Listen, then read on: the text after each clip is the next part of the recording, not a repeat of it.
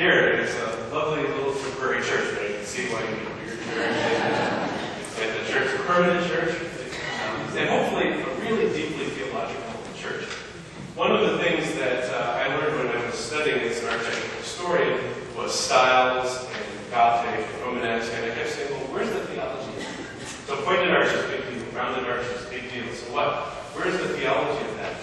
And if you read the books of the church, about the dedication of the church, and hopefully you'll do that in a couple of years, it says right in the beginning, the church is made up of people. They're the living stones.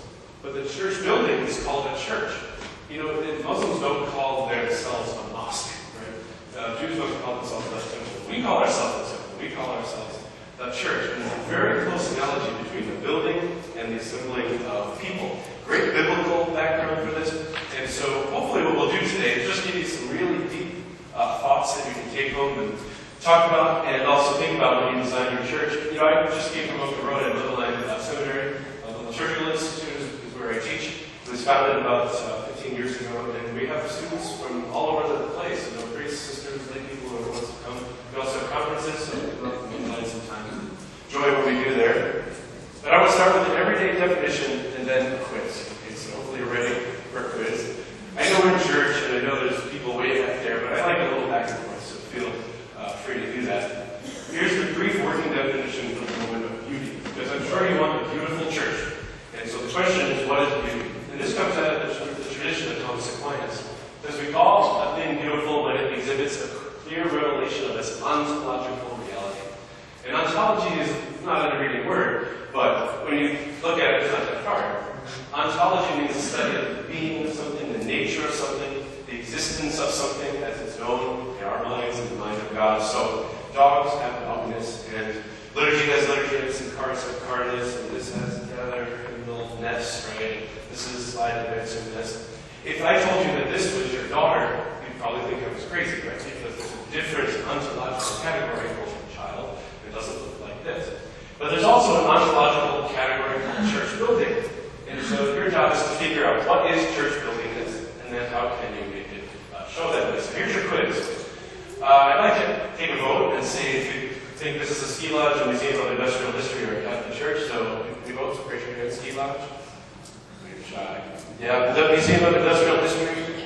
Okay. That means a lot of people think this is a Catholic church. Anybody?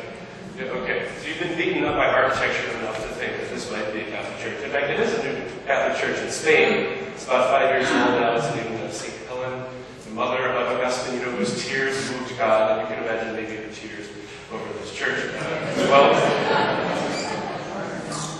How about this one? This is a brand new church going to be dedicated in about 6 months outside of Charleston, South Carolina. I wouldn't even do the vote, right? It doesn't look like a ski lodge. It doesn't look like a museum of industrial history. Very much looks like a church.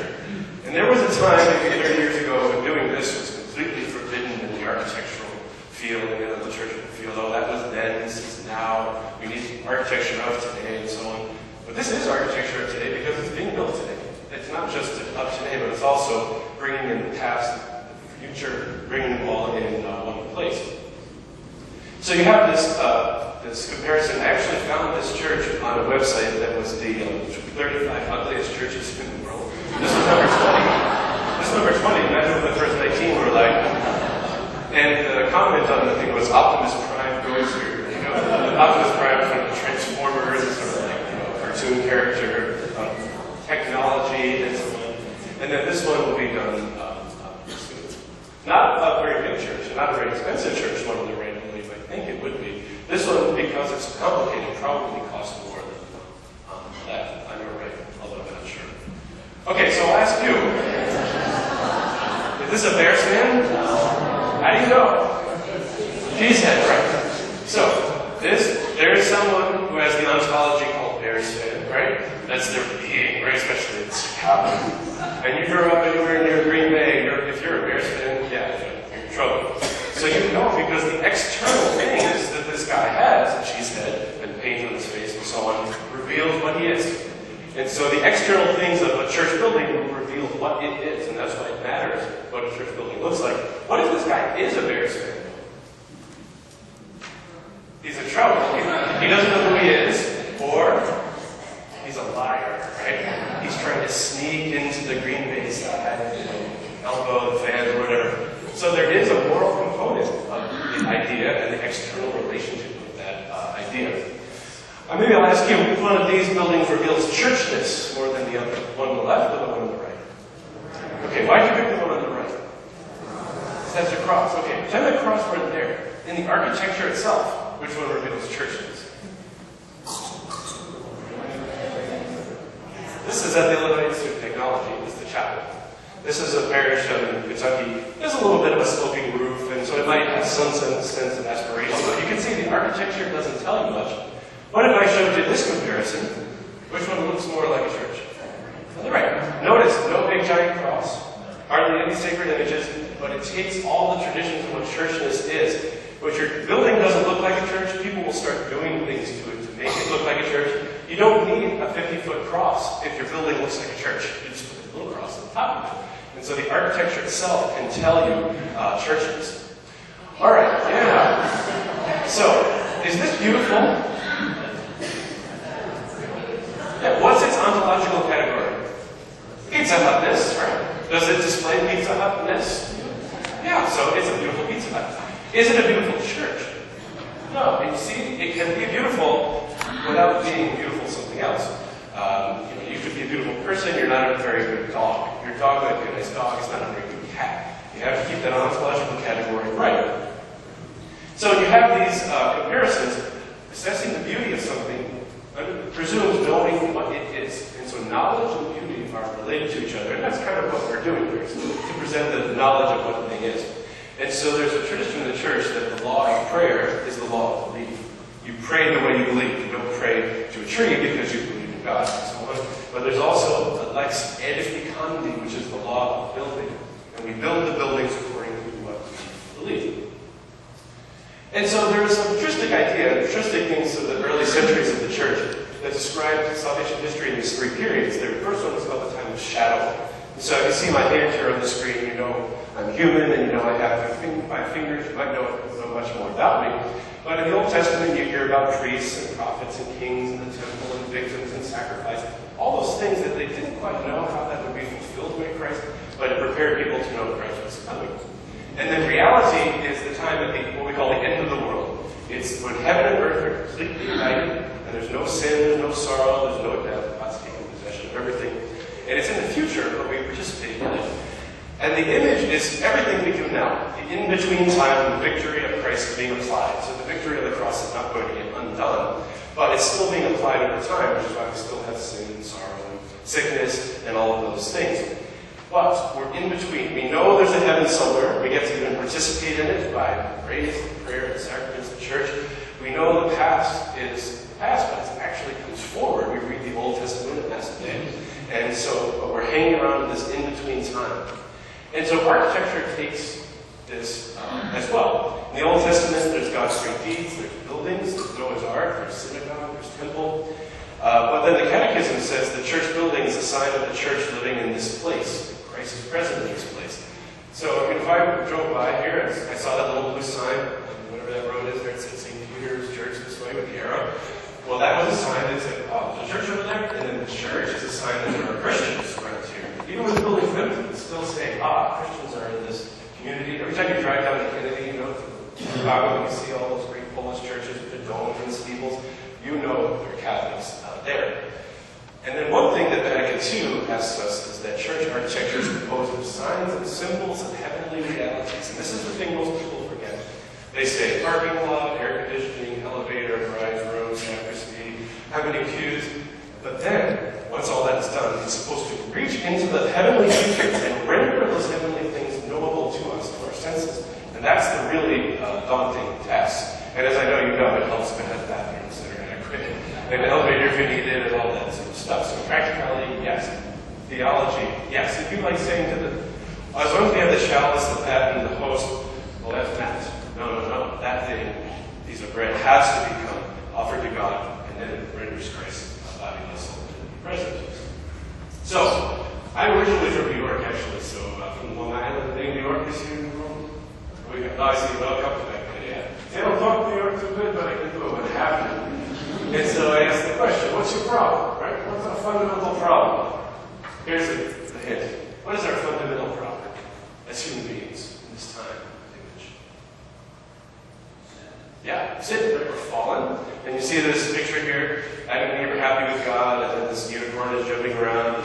Maybe you can make it up. There's a little snake-like figure in the tree eating the apple, and then Adam and Eve over here. This is an angel with a flaming sword, taking Adam and Eve out of the Garden of Eden. And so in a sense, we're kind of out of the Garden of Eden still.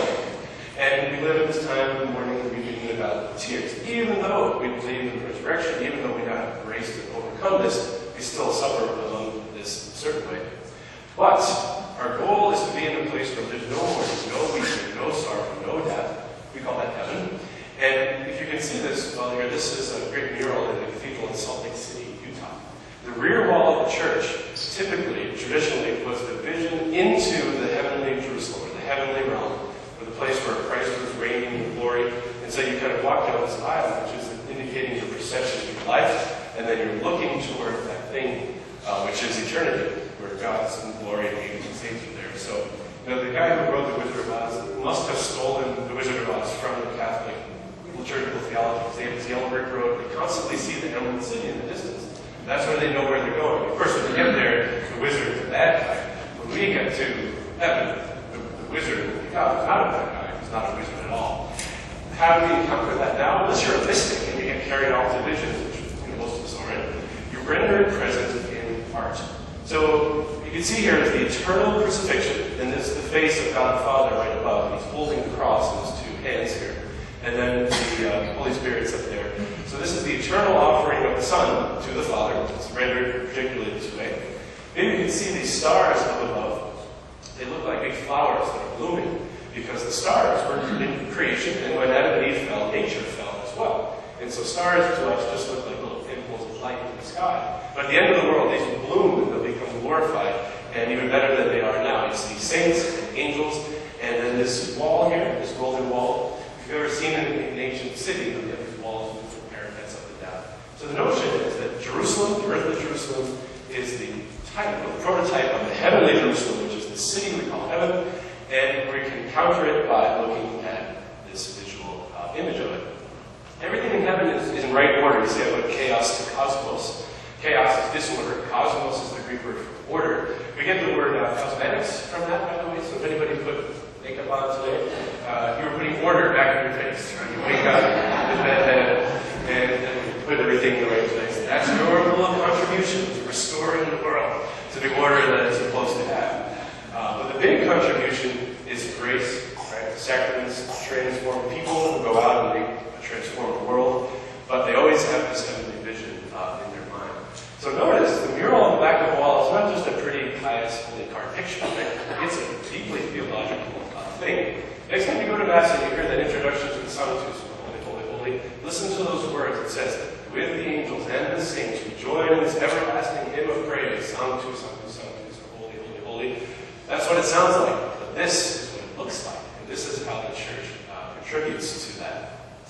So when you think about where we are, this little line here with the X's on it, this is the liturgy, and this is kind of the you are here mark. And all those heavenly things, where God has taken possession of everything, where you're united to God with the angels and the saints, there's no sin, no sorrow, no death, the fall is overcome. We use all of these things in the earth to render that stuff present. So when you've heard about the priest acting in persona Christi, in the person of Christ, that means your priest is standing at an altar and pleading with God, taking our prayers and offerings of bread and wine, and making those things return to us as the body and blood of Christ. Liturgical music isn't just the kind of hip folk group that makes the kids want to sing. It's actually ripping open the sky and rendering present to your ears what the angels and saints at the throne of God sound like. Praising God, harmony and unity and perfect arrangement. Scripture is the Word of God, obviously. Even flowers and incense. Why would you think it would be good to have a lot of fresh flowers every year to Easter? Why flowers? Life, resurrection. Where do they come from? Other than the florist. The garden, the earth, right? So Adam and Eve were kicked out of the garden. You come back into the church, which is this image of the new garden of the earth, and joined to heaven. And incense, of course, has the sweet smell of prayer. And it rises up. In the book of Revelation, which is the last book of the Bible, the throne of God has 4 pots of incense around it. The visualization of prayer. So I can sit next to 5 people at Mass and assume they're praying. I can't really tell that because I can hear what they're praying. But a lot of incense that rises up to the sky, suddenly that notion of prayer, which smells sweet, rises up, and I can see what prayer looks like, just as the church will show you what heaven looks like. And all that happens right here, and it's made of earthly stuff. And in case you think I'm making this up, here's the cover of my copy of Documents of Vatican II. You want to go read it, chapter 7. Talks a little bit about sacred art and furnishings, and it says everything in the church building, the sacred art, should be set apart for divine worship, worthy becoming, and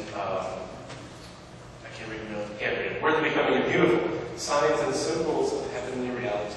Signs and symbols of heavenly realities. Now, if you're old enough, you might have heard the 1970s lingo, which was the church should be like a living room, it should be beige, it should be bland, all those old churches from the city with the triumphalist age of the church and angry nuns were hitting you with sticks, and angry priests were telling you you're going to hell. And the new church was the living room of God with wooden floors and a dining room table for an altar and palm trees and so on. We're kind of over that 70s period, and you can actually look at what the council says. Worthy, becoming, and beautiful signs and symbols of heavenly realities, and altar and the table of God, but in a way that expresses the heavenly grandeur and not just the earthly realities. So here's the question then. What are signs, what are symbols, and what are heavenly realities? So, do that. What do you do when you see this thing on the left? Stop, right? Pretty clear. This is just a hunk of metal that's been painted, and yet it conveys information to you that you know your life will be in danger if you don't. Stop right there. And it's octagonal, and it's red, but it doesn't have to be. When I was a teenager, my friends convinced me that stop signs with white lines around them were optional. Maybe every stop sign has a white line around it. So I was blown through stop signs writing that. Lucky I didn't get any tickets, but it's just a convention that we have. It could be green, it could be round, it could be yellow, it could be whatever. But it refers to a reality elsewhere. This is a street lamp in a town. Maybe you can guess the town. It's actually a gas lamp, which doesn't put out much light, but it looks very old-timey. Can you imagine what Chicago suburb might be interested in gas lamps that don't put out much light? Yeah, Lake Forest. They have enough money to keep the old gas lamps and to play with the gas, even though it doesn't light up the sidewalk. What does it say about Lake Forest? It's a sign about Lake Forest, right? They like old things, and they have enough to conserve those old things. So that lamppost is a sign. And here's a sign called no parking between signs. So it's a sign on a sign, and it's about signs, right? No parking between signs. If I showed up today in a swimsuit, that would be a sign that I am crazy, maybe. But I came here in winter-appropriate clothing, and so on. So there's all kinds of ways that signs work. So who's the boss at this Catholic school? Based on what you see on the wall there. Christ is the boss, and then there's the Cardinal Archbishop, right? So this is Cardinal Strich's coat of arms. This was a school built while Cardinal Strich was bishop. And if you can see it well enough, you might be able to tell that every so often there is all the wide ends of the bricks are here, and then every 1, 2, 3, 4, 5, can you see these little narrow ends of the bricks going across there? That's called the 5-course American bond. Every 5 courses you get narrow rows of bricks. And there are all kinds of ways to arrange bricks, believe it or not. And so if you look at these diagrams of bricks, there's something called running bond, and then there's a common bond, which has these narrow ends. But you can do these fancy versions as well. So even the way you lay bricks tells the world how important your building is.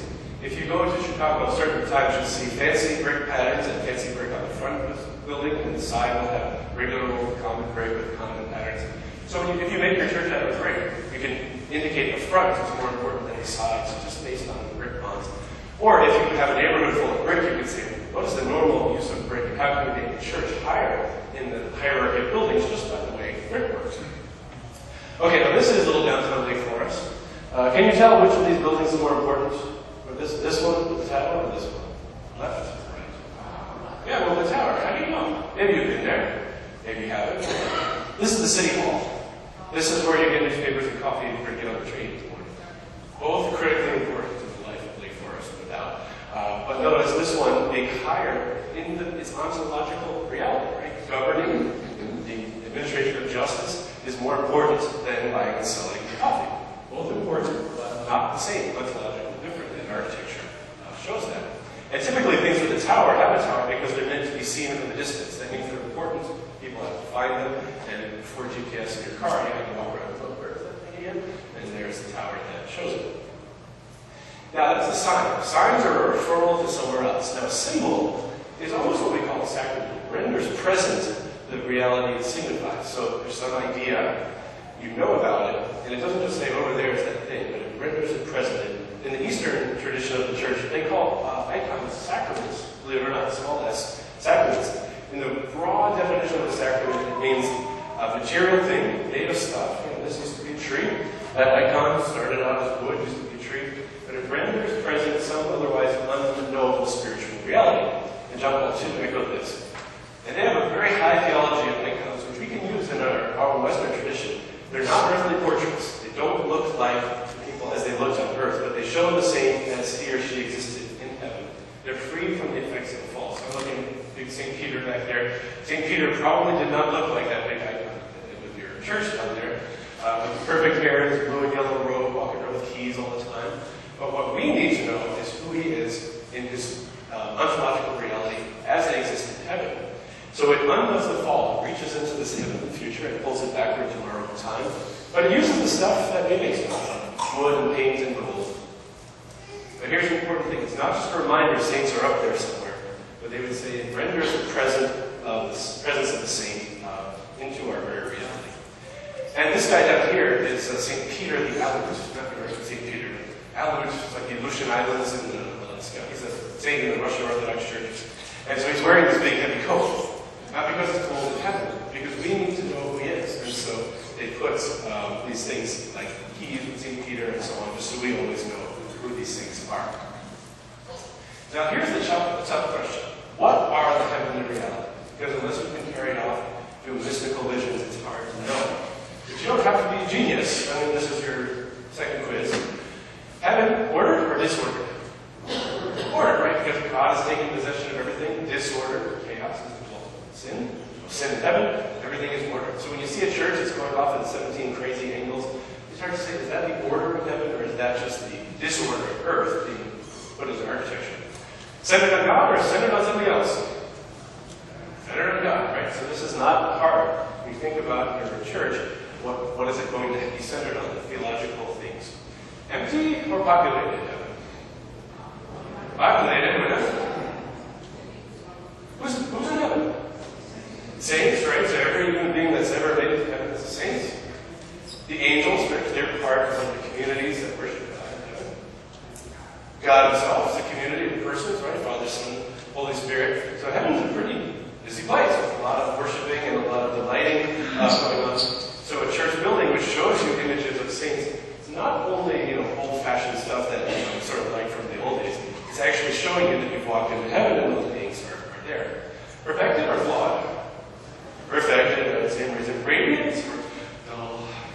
Radiant, right? There was a New Yorker article, a cartoon years ago I saw two guys standing in heaven with harps on clouds, with wings, and they're like, I wish I wrote a book. Right? What's so exciting about standing on a cloud? That's not what's exciting about standing on a cloud. Think of the best experience you've ever had, the most exciting discovery of your life, reading a book, in prayer, in worship, the first time you saw your spouse, the first time you saw your kids, whatever it is, the most exciting thing. Notice how time just vanished. I sat for an hour in adoration with my beautiful newborn son and kept like that. Well, that's a little bit of the ontology of heaven. And so heaven is constant, eternal understanding, more and more and more and more and more of what God is, and what love is, and what truth is, and what joy is, and the radiance of that love is. And so that's why it's outside of time. What you're supposed to see in your church building, though, in time, is that reality. Hopefully this isn't scary. You say, oh my gosh, who could ever build a church? It's so complicated. But it's really not. We have lots of examples. So here's another great mural at the cathedral in Toledo, Ohio. This is the Cathedral of the Holy Rosary. And so there's the Virgin Mary crowned with the Father and the Son, the Holy Spirit there, and the angels and saints and rainbows, the sign of our relationship between humanity and God, and then the starry skies above. So this is what they call anticipated eschatology. Here's your other ology word of the day. The first one is ontology. Anybody know what eschatology is? What the eschatology is? It's the end of everything. It's the end of the world, which most of us might know as something scary. Angry about lightning bolts ready to fry us. That's not the end of the world. If you read the book of Revelation, there are these saints under the altar in heaven, and they're thinking about how long until you rescue those people down on earth from the effects of sin and sorrow and death and old age and pain and all that stuff. So the end of the world means the end of the fallen world, and that's what eschatology is about, those end things. So this is the time after the world has been completely taken up into God, and by anticipating it, we're getting there ahead of time. So believe it or not, after that high theology, I compare this to chocolate chip cookies. So I'll ask you, what do you do when you're a kid? You come home, you get off the bus, you open the door, and the living room smells like chocolate chip cookies. Where do you go? Straight to the kitchen. You don't go back out the door and eat the lawn, right? You go into the kitchen, and that smell of the cookies is in anticipation of the taste of the cookie, and then you go get full active conscious participation in the chocolate chip cookie and actually eat it. Right? This is the foretaste of all that heavenly glory that we're supposed to enjoy for eternity. But notice, that smell wasn't just intellectually interesting, we'll just smell chocolate chip cookies. That is the smell that said, I'm going to move my feet and do something. And so your church should anticipate or encourage us to move our feet, to kneel down, to pray, to think about these heavenly things, to think about the love of God and our glorious heavenly future. And so this beauty has a power that sort of compels us into beauty.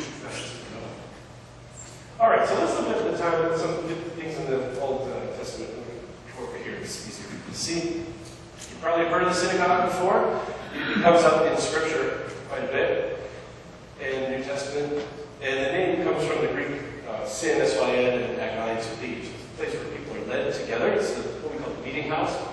Primarily a place for spoken word and gathering and learning, preaching, and so on. But they were always consecrated places used exclusively for prayer. And they existed as early as the 3rd century BC, and you hear about Christ going into the synagogue. But they're highly symbolic buildings, not merely an unusual meeting house. They were directed towards Jerusalem, so that the synagogue was faced toward Jerusalem, wherever they were. And then it contained a Torah ark for scriptures. Maybe you can see there's a little niche here on the wall where they put the Torah there. Or if you go to a synagogue service, maybe you've been to somebody's bar mitzvah or something, you can see they have scrolls and they put them in this ark, even to this day. And they had a big empty chair called the seat of Moses. And they said, this is the chair of the living tradition of Moses. Moses was long dead. But they had a big empty chair, which was the site of the living tradition. So, being good Catholics, where have you seen a big empty chair? It's a symbol of the living tradition of the apostles. Well, you have the priest's chair here, which is an extension of what other chair? The bishop's chair. Well, bishop's chair, and of course that's connected to the chair of Peter. Having the apostles, the prince of the apostles. So chairs are not just chairs for people to sit in. Biblically, chairs are the sign of living tradition. And so here's one of those great synagogues that's ruins of it that's left in Capernaum, right near the Sea of Galilee. It's right near the site of Peter's house. Pretty serious, significant building. And you can see some of the pieces that are left over from the ruins. This is the capitol at the top of the column, a little menorah in it, saying we're in the Roman Empire as they were, but they have this little Jewish symbol right there. You can see the Star of David here, and then these various leaves guarded in the trees. Now the temple was a whole other deal. You've probably heard about the temple, and you hear this in the readings. It was a place of animal sacrifice. You can imagine tens of thousands, hundreds of thousands of animals showing up, having their throats cut, and blood spilling out, having their guts open, and what they call an offal, which is all the and stuff in there. It would be put into these drains, and it would drain outside. It would be noisy, smelly, and bloody, and kind of scary. And this building right here was the temple itself. And this is all the courtyards around the temple. And it's a place of very limited size where God dwelled with his people. The long descriptions of the temple in the Old Testament, and you hear about the apostles going there in the New Testament. And then there was a little room in the back of the temple reserved to the high priest alone, and then the inside to the priests. Here's the key thing. If you want to make sure your church looks like a church, remember this, or if it feels like a church. To go into the building was to leave the earth. It was a mythical space and time. You were no longer, January, whatever day it is. It was to go outside of time and to go leave the earth. And it was composed of two rooms. There was an inner room, which is the architectural image of the new garden, and then a little room in the back called the Holy of Holies, which is the architectural image of heaven. So I'll ask you now, which building type is the proper model for a Catholic church? The synagogue, gathering for the spoken word, or the temple, gathering for the sacrifice? But before you answer, which type of worship is proper for a Catholic church? Gathering for the word or offering sacrifice? Both. Very, very good. If you get stuck on one or the other, hearing the word people build the big beige empty meeting house type churches. People are always into sacrifice. They don't really care if people are comfortable. There's just a lot of churches stuff around. But if you hold it together in a theological way, you get the right answer. And Pope Benedict said this: the temple, as well as the synagogue, entered into Christianity. We still have a priest, we still have an offering, we still have a victim, and we still have a temple, which is the church building. But it's a bloodless celebration now. Because the Mass is a sacrifice that we're offering praise to the Father, but it's a sacrifice of praise by this gathered assembly, which is people in the pews, body, and the priest is the head, and they're offering the word of the Father and the Son to him as himself, as the mystical body. And so this fundamental notion of worship is that the presence of God is holy, it confers holiness. So all through the Old Testament, they always want God's presence in the Ark of the Covenant, the temple, the tabernacle of Moses, and you can still think about it here. You know, if there were no tabernacle in this church, you'd probably say, something seems different about it. It just seems empty or lifeless. Pope Benedict said the tabernacle is like the heartbeat of the church. When you come into a church, and the presence is reserved there. And then when you have God's presence in you, you go to your neighbor and you're kind to them and you go out to the world and change the world. So here's this Temple Mount in the time of Christ. See, this thing here is a railing. This is a big outdoor model. It's about 5 or 6 times the size of this church. You see all these various buildings in the city of Jerusalem, and then the temple itself right there. And if you know the Wailing Wall, perhaps you've seen those pictures, which is just about right here, where the Jews go to the stage to wail the destruction of the temple. It's actually just this little bit of a section right around here. You can see how immense this place was. So when Christ threatened that the temple would be destroyed in 3 days, he raised up again, and he was speaking about the temple of his body. That's why they laughed at it. It took us 43 years to build this, and you're going to do it in 3 days. This was a really serious place, made up of all these big stones, and the priests were the ones who had to go to the stone quarry and cut the stone, believe it or not. So you can imagine, Father, your hands on your head, ordination, the bishop says, off to the quarry with you for the next 20 years, cutting stone. The stones had to be only touched by priests. This was the law given by God, but nobody quite knew why. But can you start to think, what's a stone in Christian understanding of things? Well, the building's made of stones. You are living stones, right? A stone is a person. And so you're a stone. And the next time you look at a church, you know, there's a brick, that's Uncle Charlie, there's a stone, that's, Martha, or whatever it happens to be. All those little things assemble. And so Christ had priests attend to these stones, these are stones from the Temple of Solomon, but it signified people. And if you were to go there in the time of Christ, you'd walk up this big long road and you'd see the Temple Mount up there. Maybe you can see these 2 little dark holes there. That was 2 gates that entered into the temple. You'd see some other ways in the stairwells. There are those 2 dark gates. And if you went in there, the bright light of the Jerusalem desert would suddenly become dark, and your eyes would be black, and you'd see just this little light at the end of the tunnel. Oh, light at the end of the tunnel, right? Symbolizing the entrance into heaven. We still talk about death that way. And you get closer and closer and closer, and you'd be looking straight out at the temple. Your eyes would adjust into the dark. Then you'd look at the temple, and it'd be so bright you could barely look at it. It'd be like the dazzling light of heaven. And that's the temple building right there. And if you kept the temple building away, you can see it had hollow bronze columns, a big room and a little room, and there's the priest tending to the incense in there. And if you could cut the building in half and open it up, you can see that porch again with the hollow bronze columns, a big room and a little room in the back. And the biblical description says the big room was covered in panels of cedar, and it was carved with palm trees and flowers and vegetables and roses. You hear palm trees, vegetables, flowers, roses, what do you think of right away? The garden, right? Adam and Eve kicked out of the Garden of Eden. In this case, the priests are invited back into this architectural image of the garden. Palm tree in Christian symbolism is always a sign of paradise. Even if you might have said yourself, if I win the lottery, I'm going to buy an island in the Caribbean, sit under a palm tree and drink lots, whatever it is. Palm tree is paradise, and so here's the new earth. And the garden in biblical imagery comes up a lot in Advent. That when Adam and Eve were sent out, they were out of the garden, they had to work with the sweat of their brow in the desert and grow their food, and it was so much work that the time would come again, Isaiah said, that the desert of the world would become a garden again. In other words, all the grace of the water of the Holy Spirit would turn the world into a garden. And so when you go to the Holy Land, you see these terrible deserts outside of Jerusalem. You drive from Jerusalem to the Sea of Galilee, you see these dry areas, and then you get to Galilee, and there's this big lake of fresh water, the Sea of Galilee, and orange trees growing, water fountains, fountaining, waterfalls, and so on. Water is the sign of life, the new garden. So every time you hear about they went from Galilee to Jerusalem, or they went from Jerusalem to Galilee, they're going through the desert and back to the garden. It's all this notion of the process of salvation happening. But then this little room in the back was called the Holy of Holies, which was measured 20 cubits deep, 20 cubits wide, and 20 cubits high. A cubit was the length of the king's forearm. So you hear 20 by 20 by 20, what shape is this room? It's a cube, it's a square, and a cube in volume. And to get into it, there's a big veil here, a curtain. The high priest would go through the veil into the presence of God in heaven, and then back to earth, back and forth, back and forth, back and forth. And behind the veil was the Ark of the Covenant. This, by the way, was the same Ark of Raiders of the Lost Ark, if you remember that movie.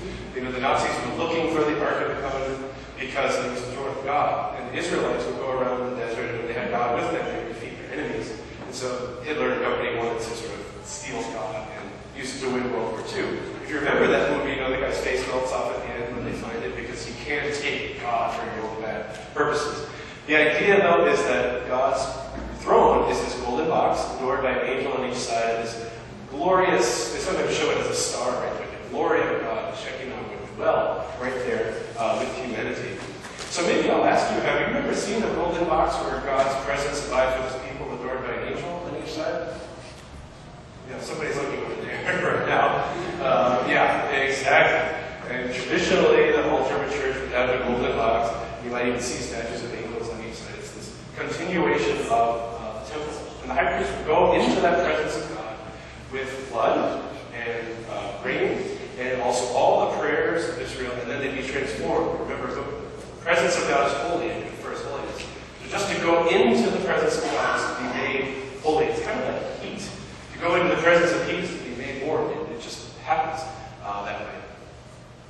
And the last thing about the temple is the high priest wore a bunch of funny stuff. And you may have seen your bishop wearing some funny stuff, or your own priest wearing some funny stuff. A lot. Priestly vestments. The priest wore a nameplate on the top that said Yahweh, which is the name of the Lord. But remember, he was going in to meet God. So there's this Lord going in to meet God.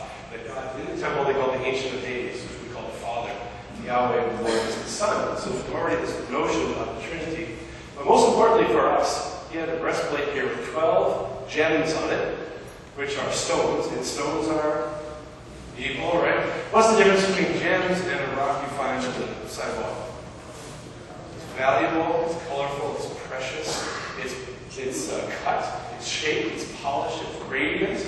All those heavenly things, right? So these were 12 gems that represented the 12 tribes of Israel. They each had the names of one of the 12 tribes. So he couldn't bring all of Israel into this little room, so he wore them as stones on the breastplate and brought them into the presence of God. So basically, the temple, and therefore the church you're going to build, is a place outside of time. To go into it, you'll see the new garden, you'll go through into what would be the sanctuary, and you'd have the presence of God. In the temple, the altar's on the outside, but in the Christian tradition, the altar comes from the inside, because it's a symbol of Christ. Christ reigns in heaven. So what do we use to make all this stuff? You know, you're going to make all these decisions. Stone, glass, steel, wood, bronze, leather, silk, gems, limestone, anything you can imagine that can be used for the glory of God is used. And the question is, what authority? You know, I show up as an authority, but I don't claim to have invented this stuff. The Old Testament, that's why I'm drawing on this, the law prepares us, tells us what it ought to be. But the New Testament, there's two particular moments. One is the incarnation, where God, who is unknowable, becomes human, takes on matter. And Christ's body was made of calcium and water and carbon, all things were made of. So matter is good, and it can reveal God. But what happens to Christ's body and his clothes at the Transfiguration? Anybody know? Up on Mount Tabor?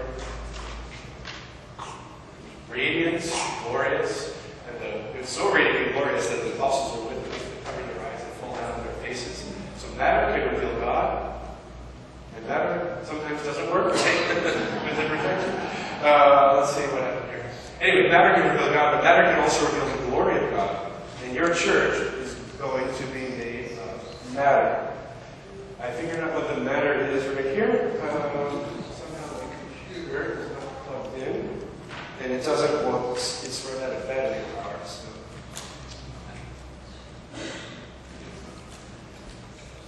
Yeah, I was on a roll there too. It does what it wants to do. Okay, good.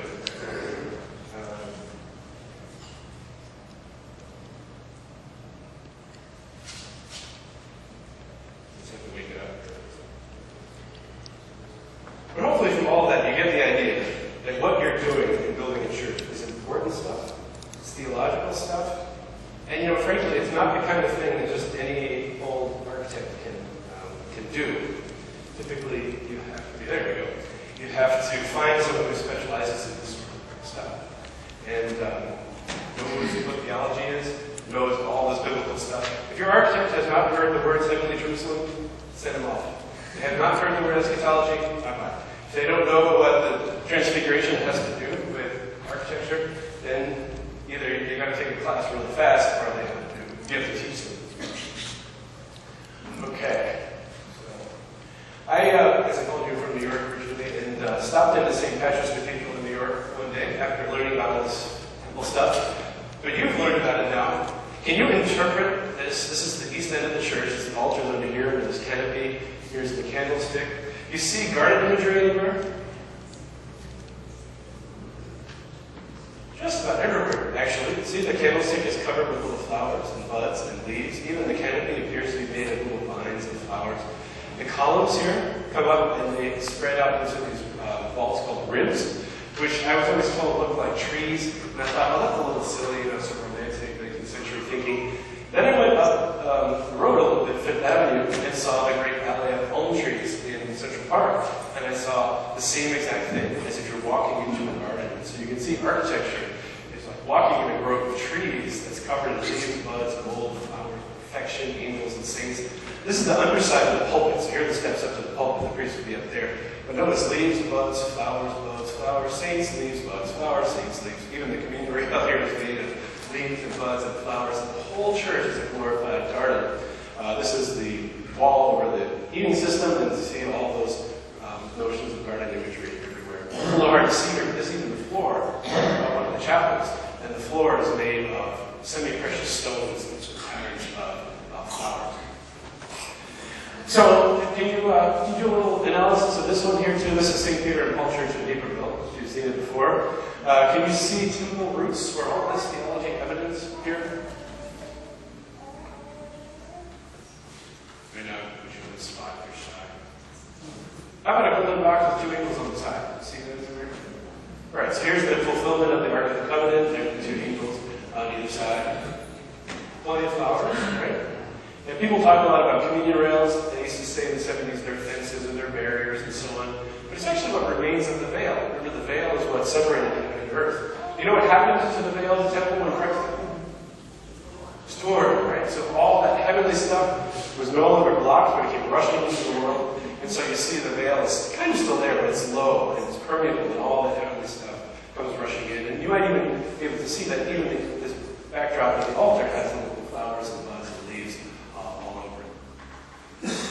And so when you look around, you probably have to think about what your church looks like in the neighborhood. The Catechism says churches look like churches. They show Christians in this place. This is Rome. And you can tell somebody lives there, somebody worships there. It's very clearly evident. And this was a little fun with Photoshop that I had. It's the same photo, but I took the steeple out. You see the steeple there. And every time I go out to a parish, there's always some really practical sort of facilities director type who says, towers are stupid. They get hit by lightning, they cost a lot of money, the ice falls off, and they don't do anything. It's all true. But what's the value of proclaiming Christ to the neighborhoods of the world of everybody who goes by? So the challenge is, do you have one or not? Practical consideration. But if you can afford it and you're allowed, it'd be great to have it. And then, even down to architecture itself can be elevated. If you think about the difference between, a power lifter lifting giant weights, neck bulging with veins, and then you think about a ballet dancer holding a woman over his head. They're both doing the hard work of holding something up. But one looks strenuous, and one looks elegant, light, and easy. That's how ballet was invented, in fact. The reason ballet dancers dance on top of their toes is to elevate and elongate their bodies, and the original theology was that it would be like the movement of heaven. In heaven, you wouldn't move around clumping around your own roots, but you would move in a way that was almost like gravity didn't exist. And so even movement has an ability to be elevated. Think about how somebody processes down the aisle of the church. And this architecture here, it's okay. I mean, if I were driving down a plane in the wilderness and I could build myself that, I'd be pretty proud of myself. But you see, it's not really very refined. It has vertical and horizontal and diagonals. But, if I had more time, an architect might build like cabin in the woods, but it still has vertical, horizontal, and beams that span the distance. But you see how the one on the bottom is starting to be more perfected, elevated, more heavenly. And if I'm really, really good, I might take those same vertical beams and turn them into columns with beams that come horizontally, vertically, and span the distance. But in this, you get this overlay of pattern and history and association that is higher than this. So the architectural decisions you make will be hopefully of the highest possibility. Near where I live is this garage. I pass it off the 294. And on Saturday nights, there are always guys out there, see the pickup truck, they're always out there drinking beer and fixing trucks, right? So this is like a good Saturday night hangout. And it's a little garage they built. And you see the beams coming out of the roof here? They're actually holding up the roof. And they show at the end. And you see this wasn't the most carefully made building in the world. They're not evenly spaced. They're a little bit crooked. They're closer together here. But you see in a more developed building, they get harmonic numbering, and they start to make sense. And this is the chapel at the Guadalupe Seminary where I teach, and you can see those little beams hanging out the end, those are called modillions. This one broke off in the winter, so it's like someone knocking a tooth out of your smile. And so it needs to come back someday. But what it shows you is the poetic evidence of the structure of a building. And this building shows you its structure, not really poetically, but you can see how the steel beams support these steel trusses, and they come up here, and then they come down to the other side. It's a very literal expression of the structure. This is a poetic expression of the structure, but nonetheless showing the structure as well. And here's one of my favorite gruesome, bloody, dripping stories. Usually sixth grade boys like this kind of story. But just to show you what architecture can mean. You may have seen one of these in your life somewhere. It's a little ornamental thing called a triglyph, and it covers up the ugly end of a beam. So typically it marks the end of a beam. And there was a guy at Yale named George Hersey who asked the question in this book, The Lost Meaning of Classical Architecture. Why do we use this stuff? This is crazy. What is a triglyph? Where does it come from? And why are people still making it? So he looked up the meaning of the word, and tri, you might guess, means three. And a glyph means a line, a hieroglyph, but it also means in Greek a thing that has been chopped. So a thing that's been chopped into three. So he said, what has been chopped into three and put up on the ancient Greek buildings? And he found out that in the temple ritual, they would take the bull or the ox up there, and they would, sacrificially kill it, drain the blood, and so on. The brain was considered particularly sacred because of the head, because of the brain and the life of the animal. So the next time you go to the Art Institute in Chicago, you'll see carved skulls of bulls in the marble there, right in front of the staircase of the Art Institute. But this thing was the chopped thigh bone, because the thigh bone of the animal was so big, it had a lot of marrow in it, and they thought the marrow was the life of the animal. So they chopped it up, wrapped it in a tendon, put it up on the building, and then all this bloody stuff drifted out. So here it is, piece of the bone, piece of the bone, piece of the bone. This is the tendon. This molding is called titania, which is the Greek word for tendon, and then your little drops dripping out. So you might say, why would we do this? But put your head in St. Augustine's head, or some early church person who said, wow, the Romans and the Greeks gave us an architecture that eventually they stopped putting bloody bones up there, and they just started carving them, and they were no longer bloody.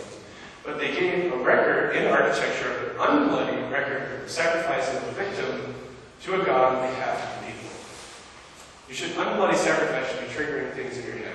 But what's the unbloody sacrifice that we just celebrated? Right, the Mass, the Eucharist, right? So they said, wow, isn't God good? He gave us an architectural system before Christ that could be brought right into Christianity and used in a way. So if you decide to use what's called the Doric column, you put triglyphs in it, it's not just old stuff. You're saying we are in a place where the sacrifice of Christ is being done. Architecture itself tells it. If you know enough to read it, you might say, who knows? Well, nobody does, but now you do, so you can tell everybody, all your friends. You can give tours of your campus, and people will really find that exciting. Now, you've probably seen this guy here before, famous Vitruvian man. This was stuck on a space capsule that went up past Pluto in case they ever met any aliens. They would know that we have 4 arms and 4 legs. But more important than that, this was a Renaissance notion of how do you find the mind of God in creation. They figured out that if you measure yourself from your head to your toes, from your fingertips to your fingertips, you basically are the same width as you are height. So the next time you're having a party and it's not going well, start serving martinis and take out the ruler and see, are you going to tribute? But remember, and then also, if you take the diagonal from the belly button and go around, you get the circle and the square. And so the circle has no beginning and no end. It's an image of the Father, and the square is an image of the Son. But look how they fit this church right into this. So here's the square, and then the square is divided in half twice, the shape of a cross. Makes 4 small squares, and then each of those are subdivided. It's harmonic. This is what they call harmonic proportions.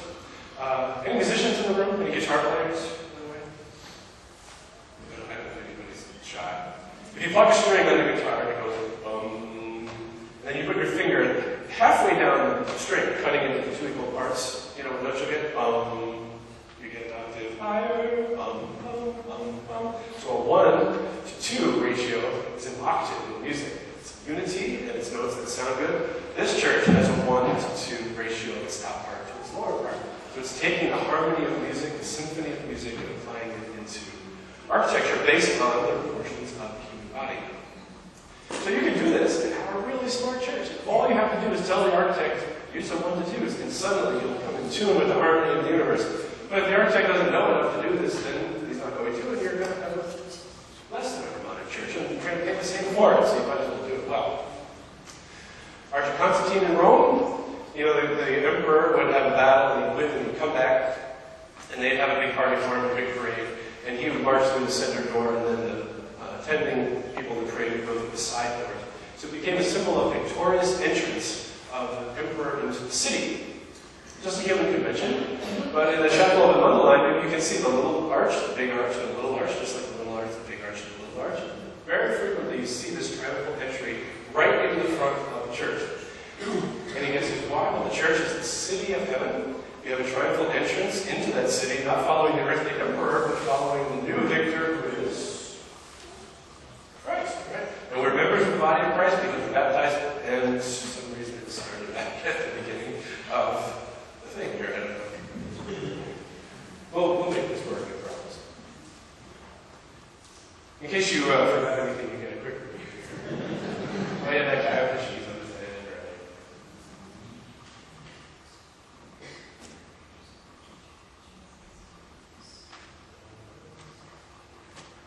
And hopefully what all this does is, because you're going to have to work out the design of your church and what it looks like, why this isn't Ramaic. In my experience with architects, most of them are people of goodwill, but they don't know very much about Catholicism. They don't know very much about what the church is, what it ought to be. They've never heard the theology words. So you're going to have to supply for that, the proper theology, and that's kind of what we're doing here. So here's one of the great cathedrals in France. This one has this little door, this big door, this little door. And one other thing, remember I told you stones are people, but columns are also people. Architecturally rendered. So you know what the top of the column is called? Capital, right? Can you do some quick word origins there? If you decapitate someone off of their head. So a column has a head. It also has a base, which comes from the Greek word basis, which means foot, or the head is full. It has a foot, like a pedal, a pedestrian. And columns are people. And so you see heads and feet and bodies in between. But they also came in hierarchies. Here's that door I showed you with the triglyph. The scrolly one called the Ionic, the leafy one called the Corinthian, and then the composite has the scrolls of the Ionic and the leaves of the Corinthian. And these were used in the hierarchy. So the most important buildings would use this composite, the least important buildings would use the Tuscan, and then wherever it fell in between, we use different kinds of columns. So maybe I'll just ask you, what kind of columns do you think St. Peter's Basilica in Rome would use? Corinthian, composite, Ionic? Most important church in the world? You would guess that it would use the most important column, right? The composite. So if you build a traditional church, you say, oh, I like old stuff. Or you can say, columns are used in an intellectually rigorous way, and then we'll make a theological statement. At St. Peter's, here's a guy down here. It's this big, big place. These are Corinthian, but these are the columns over the baldacchino, or the canopy over the altar. Those are composite, which is slightly higher than Corinthian, because this is the spot over the altar, which is over the tomb of Peter, which makes it a higher status spot than the edge over there. And so if you start thinking about, I want a traditional church, You don't just call a column store and say send me a bunch of columns. You say, what's the essential dignity of the foyer? What's the essential dignity of the nave? What's the essential dignity of the sanctuary? You see how you could use Doric in the entry, Ionic in the nave, and in the sanctuary, and you'd be telling in architecture what the relative hierarchy of each of those places is. And this biblical language, if you're a person who likes to do Bible study, go on to these online searchable Bibles, put in the word pillar or the word column, and you'll see it shows up everywhere. Columns of people, they represent all tribes of Israel. There's some phrase, there's nothing I long to be, Lord, other than a column in your temple for eternity. In other words, a person worshiping God. And in Galatians here, Cephas, James, and John are called pillars of the church. And the fact that you're here and you waited when this thing didn't work, and so you're probably the pillars of the church. You've probably heard this term. You're in the Knights of Columbus and you do the bake sales and you're here on Sundays and you do all that sort of stuff. That's what columns are. So when you see a church with columns in it, it's not just old stuff, it's a symbol of people. And sometimes columns look like people. In this case, the ancient Greek world. In this case, women. You might see these on the Museum of Science and Industry as well.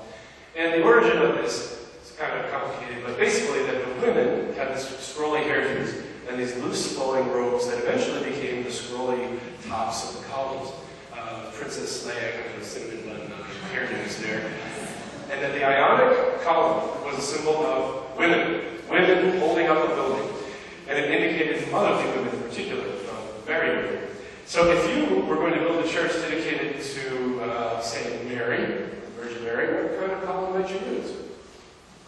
The column that indicates motherly women. And the very first church built in the history of the world dedicated to Mary, except the Great Majority in Rome. It's also the first one used to use Ionic columns. The Doric column is the one that represents men, perfect for St. Peter's church. And you see sometimes columns have the proportions of people. Notice his feet are about the height of the pedestal. His head is about the height of the capital. This guy said, hey, could you go stand by that column? I didn't tell him why. But you see, columns can be kind of barrel-chested, and people can be kind of barrel-chested as well. I got a permission later to use these photos. They can be very simple if you have a tight budget. See, this is just a slight indication by making the brick a few inches deep, and then you have a column, a beam, and an arch. So there's a logical structure to traditional architecture that's very different than just applying moldings to the surface. It has an origin that makes sense. But then there's a bunch of stuff on buildings.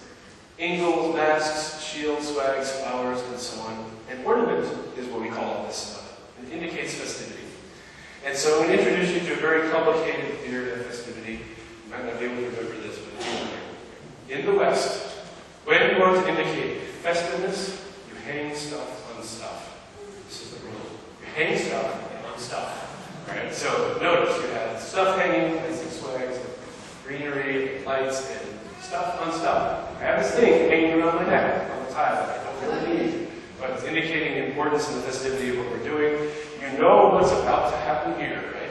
Not because of anything other than there's stuff hanging on stuff. There's a wedding coming.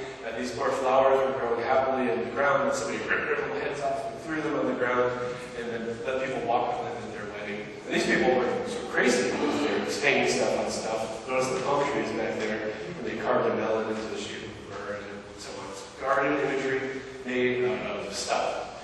So when you see buildings decorated with stuff, ornamented with stuff, in this case, here's this hairdo, scrolls of the hairdo on the chapel of the line dedicated to Virgin Mary, flowers in it, leaves across the top. Notice this one's wearing a necklace right where the neck would be, and beads in the hair as well.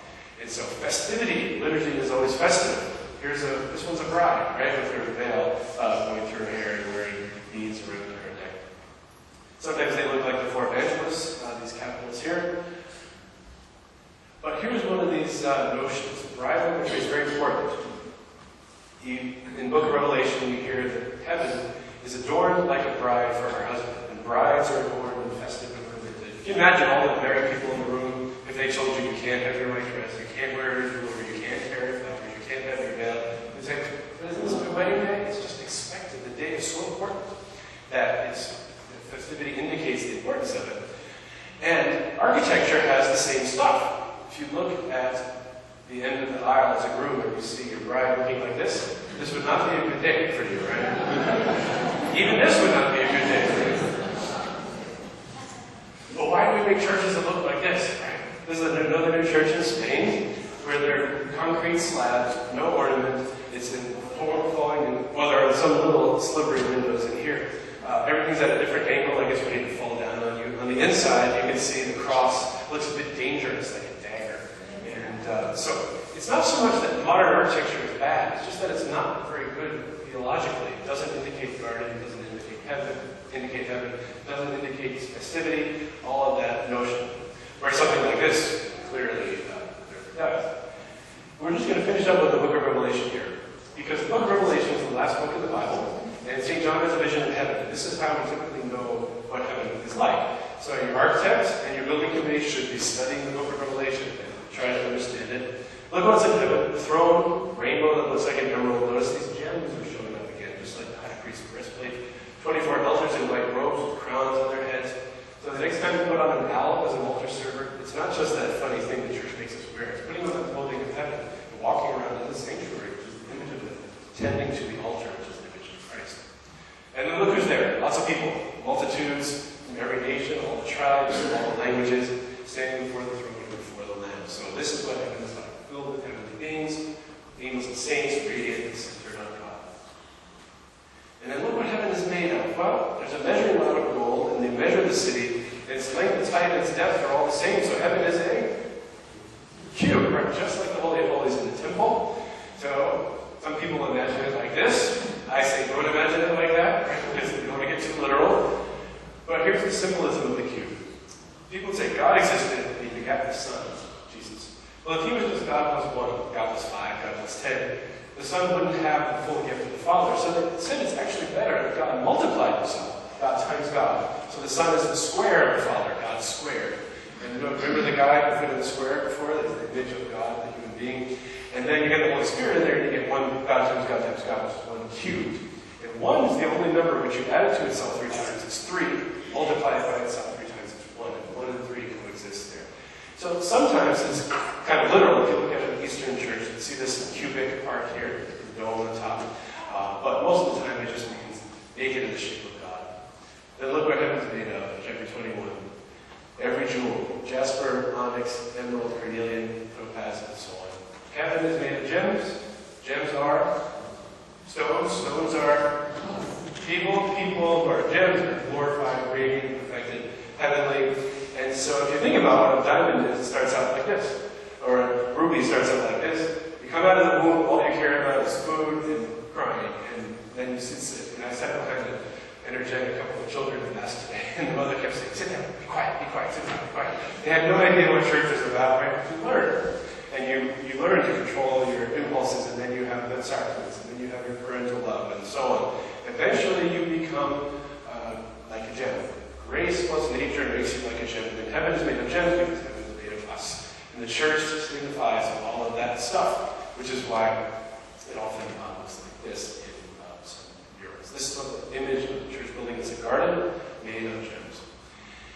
And so basically, we'll finish up here.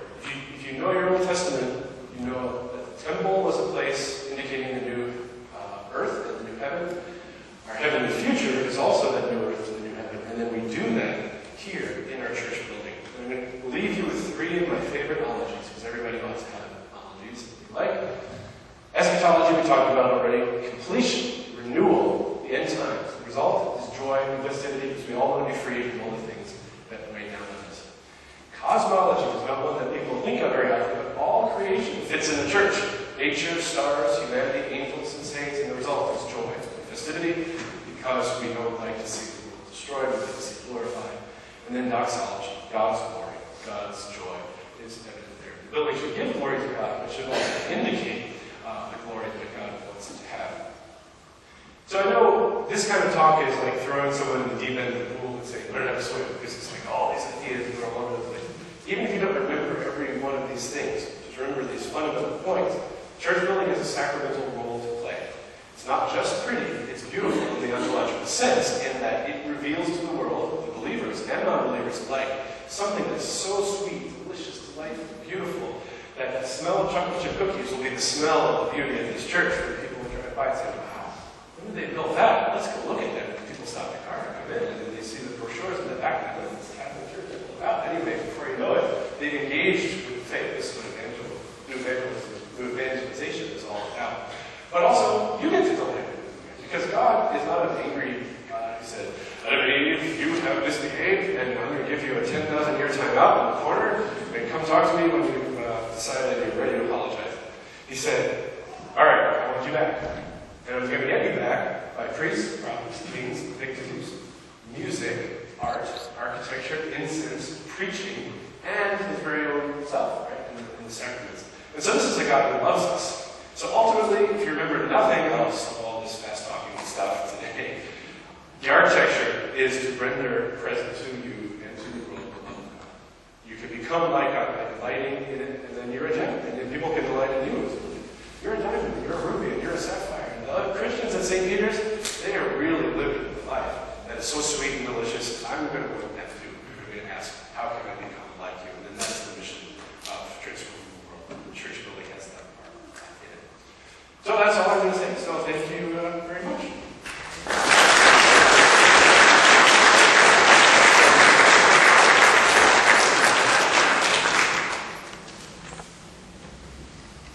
Thank you very much for being with us this afternoon. And we don't have a cookies now, but the Polish sausages in the back and sandwiches. So welcome everyone to have some lunch now, and you can talk and discuss what you hear today. Thank you very much again.